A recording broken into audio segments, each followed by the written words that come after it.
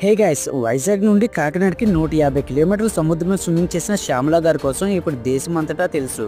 శ్యామల గారు 52 సంవత్సరాల్లో ఇలా స్విమ్మింగ్ చేయడం ఏషియాలోనే ఫస్ట్ రికార్డ్. ఈ రికార్డు మన దేశానికి, మన తెలుగు రాష్ట్రాలకి గర్వకారణం. శ్యామల గారు డిసెంబర్ 28 12 AM కి స్టార్ట్ అయ్యి జాన్ 3 1:30 PM కి కంప్లీట్ చేశారు. సో అందరికి శ్యామల గారు ఎలా స్టార్ట్ అయ్యారు, ఎలా ఎండ్ అయ్యారనే తెలుసు. కానీ ఈ 7 days ఆవిడ సముద్రంలో స్విమ్మింగ్ ఎలా చేశారో, ఎంత డిస్టెన్స్ లో చేశారో, ఆవిడ ఫుడ్ ఎలా తీసుకున్నారో, సముద్రంలో స్విమ్మింగ్ చేసినప్పుడు ఎలాంటి వింతలు కనిపించాయో మీకు తెలుసా?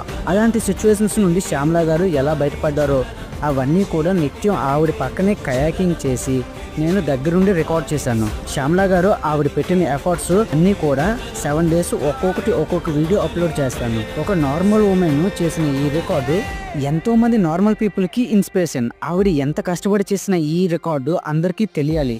శ్యామల గారి కోసం మీకేమనిపించిందో కామెంట్ చేయండి.